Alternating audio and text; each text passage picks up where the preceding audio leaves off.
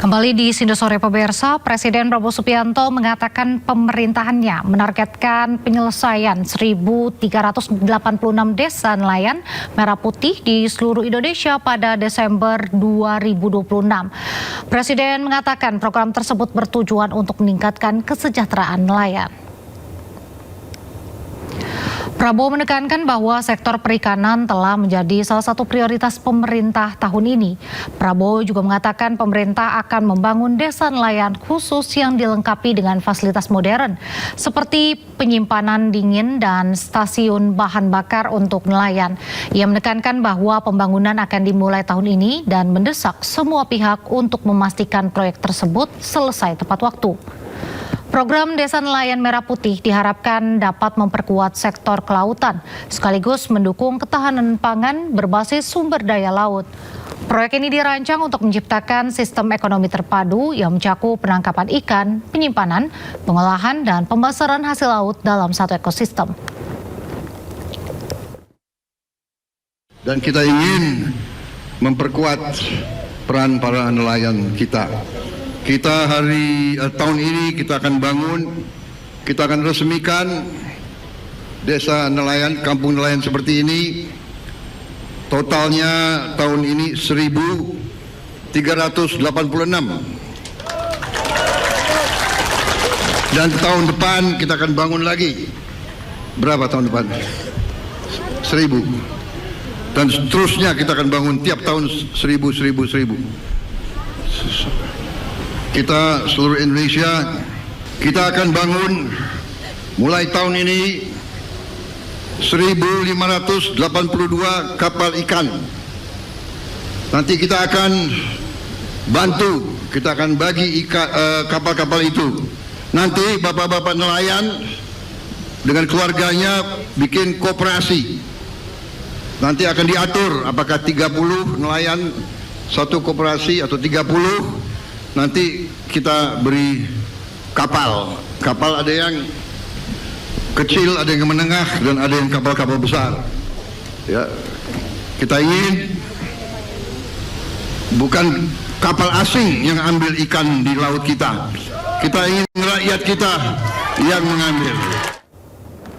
Indonesia mendorong penguatan konektivitas infrastruktur antar negara ASEAN, di mana kawasan Asia Tenggara diprediksi akan menjadi pusat perekonomian baru global yang menjadi banyak incaran investor dunia. Menteri Luar Negeri Sugiono menyatakan, Presiden Prabowo Subianto menekankan pentingnya penguatan konektivitas infrastruktur di berbagai bidang, termasuk pemerataan akses di wilayah terluar bagi negara-negara anggota ASEAN.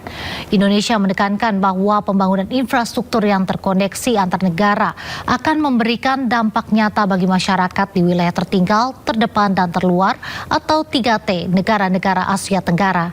Untuk itu, Menteri Luar Negeri Sugiono menegaskan kerjasama subregional harus juga mengutamakan konektivitas antar negara dan juga harus mampu menghadirkan akses infrastruktur yang merata dan terjangkau bagi seluruh masyarakat ASEAN. Indonesia sendiri berkomitmen untuk terus memperkuat sinergi dan konektivitas pembangunan infrastruktur lintas kawasan. Ada beberapa deliverable terkait dengan hal itu, diantaranya ASEAN Petroleum Security Agreement yang disepakati, kemudian juga After ASEAN Plus 3 Emergency Rice Security yang kemudian menjadi deliverable dari pertemuan-pertemuan ini. Pemirsa, Menteri Keuangan Purbaya Yudisadewa menegaskan komitmennya untuk tidak menyelenggarakan kembali program pengampunan pajak selama masa jabatannya. Meski demikian, pemerintah akan tetap memantau kewajiban repatriasi aset luar negeri yang menjadi janji peserta teks amnesti.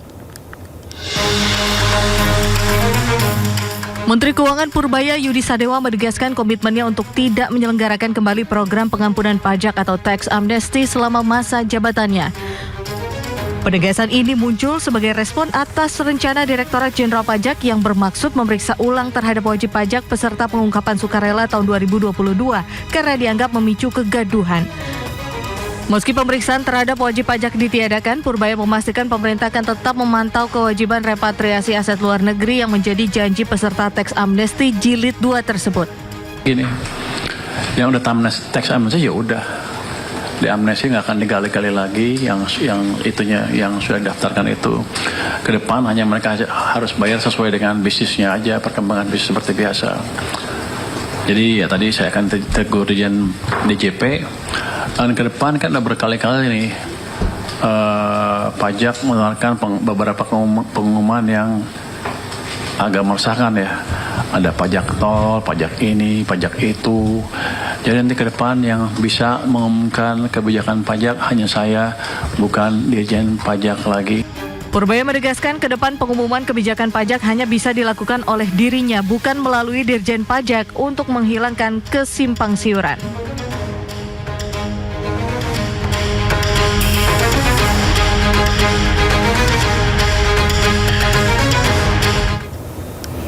Menteri Perdagangan Budi Santoso membantah adanya kabar terkait mahalnya harga minyak kita di masyarakat. Menurut Mendak, saat ini harga minyak kita di rentang Rp15.900 per liter. Memang harga tersebut masih di atas harga eceran tertinggi yang dipatok Rp15.700 per liter. Mendak menjelaskan bahwa minyak kita merupakan produk domestic market obligation yang jumlahnya bergantung pada aktivitas ekspor, sehingga ketersediaannya terbatas. Saat ini pemerintah juga sedang memfokuskan distribusi minyak kita ke wilayah Papua. Ia meminta agar minyak kita tidak dijadikan satu-satunya indikator kelangkaan minyak goreng nasional. Menurutnya, stok minyak masih melimpah dengan adanya pilihan merek lain atau second brand.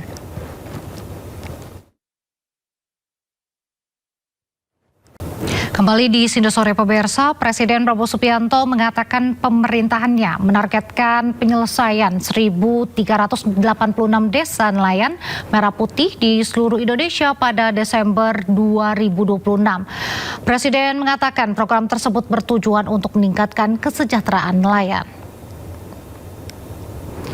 Prabowo menekankan bahwa sektor perikanan telah menjadi salah satu prioritas pemerintah tahun ini. Prabowo juga mengatakan pemerintah akan membangun desa nelayan khusus yang dilengkapi dengan fasilitas modern, seperti penyimpanan dingin dan stasiun bahan bakar untuk nelayan. Ia menekankan bahwa pembangunan akan dimulai tahun ini dan mendesak semua pihak untuk memastikan proyek tersebut selesai tepat waktu. Program Desa Nelayan Merah Putih diharapkan dapat memperkuat sektor kelautan, sekaligus mendukung ketahanan pangan berbasis sumber daya laut. Proyek ini dirancang untuk menciptakan sistem ekonomi terpadu yang mencakup penangkapan ikan, penyimpanan, pengolahan, dan pemasaran hasil laut dalam satu ekosistem. Dan kita ingin memperkuat peran para nelayan kita. Kita tahun ini kita akan bangun, kita akan resmikan desa nelayan, kampung nelayan seperti ini. Totalnya tahun ini 1.386. Dan tahun depan kita akan bangun lagi. Berapa tahun depan? 1.000. Dan seterusnya kita akan bangun tiap tahun 1.000. Kita seluruh Indonesia, kita akan bangun mulai tahun ini 1.582 kapal ikan. Nanti kita akan bantu, kita akan bagi kapal-kapal itu. Nanti bapak-bapak nelayan dengan keluarganya bikin koperasi. Nanti akan diatur apakah 30 nelayan satu koperasi atau 30. Nanti kita beri kapal. Kapal ada yang kecil, ada yang menengah, dan ada yang kapal-kapal besar. Ya, kita ingin bukan kapal asing yang ambil ikan di laut kita. Kita ingin rakyat kita yang mengambil. Indonesia mendorong penguatan konektivitas infrastruktur antar negara ASEAN, di mana kawasan Asia Tenggara diprediksi akan menjadi pusat perekonomian baru global yang menjadi banyak incaran investor dunia. Menteri Luar Negeri Sugiono menyatakan, Presiden Prabowo Subianto menekankan pentingnya penguatan konektivitas infrastruktur di berbagai bidang, termasuk pemerataan akses di wilayah terluar bagi negara-negara anggota ASEAN. Indonesia menekankan bahwa pembangunan infrastruktur yang terkoneksi antar negara akan memberikan dampak nyata bagi masyarakat di wilayah tertinggal, terdepan, dan terluar atau 3T negara-negara Asia Tenggara. Untuk itu, Menteri Luar Negeri Sugiono menegaskan kerjasama subregional harus juga mengutamakan konektivitas antar negara dan juga harus mampu menghadirkan akses infrastruktur yang merata dan terjangkau bagi seluruh masyarakat ASEAN. Indonesia sendiri berkomitmen untuk terus memperkuat sinergi dan konektivitas pembangunan infrastruktur lintas kawasan. Ada beberapa deliverable terkait dengan hal itu, diantaranya ASEAN Petroleum Security Agreement yang disepakati, kemudian juga after ASEAN Plus 3 Emergency Rice Security yang kemudian menjadi deliverable dari pertemuan-pertemuan ini. Pemirsa, Menteri Keuangan Purbaya Yudisadewa menegaskan komitmennya untuk tidak menyelenggarakan kembali program pengampunan pajak selama masa jabatannya. Meski demikian, pemerintah akan tetap memantau kewajiban repatriasi aset luar negeri yang menjadi janji peserta teks amnesti.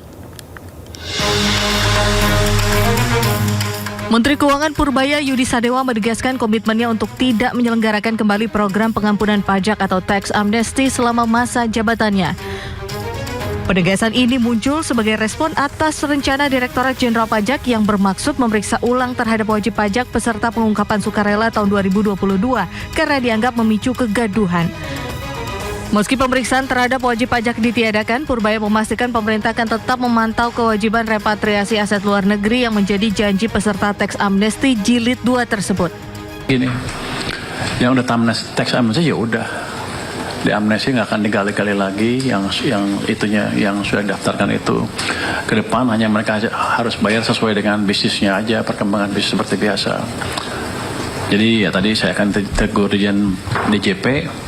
Dan ke depan kan udah berkali-kali nih pajak mengeluarkan beberapa pengumuman yang agak meresahkan ya.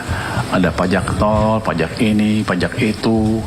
Jadi nanti ke depan yang bisa mengumumkan kebijakan pajak hanya saya, bukan Dirjen Pajak lagi. Purbaya menegaskan ke depan pengumuman kebijakan pajak hanya bisa dilakukan oleh dirinya, bukan melalui Dirjen Pajak untuk menghilangkan kesimpangsiuran.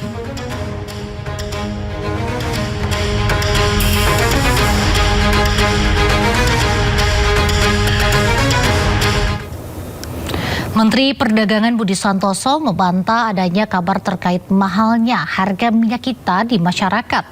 Menurut Mendak, saat ini harga minyak kita di rentang Rp15.900 per liter.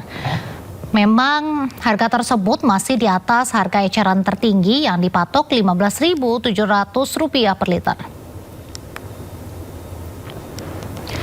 Mendak menjelaskan bahwa minyak kita merupakan produk domestic market obligation yang jumlahnya bergantung pada aktivitas ekspor, sehingga ketersediaannya terbatas. Saat ini pemerintah juga sedang memfokuskan distribusi minyak kita ke wilayah Papua. Ia meminta agar minyak kita tidak dijadikan satu-satunya indikator kelangkaan minyak goreng nasional. Menurutnya, stok minyak masih melimpah dengan adanya pilihan merek lain atau second brand.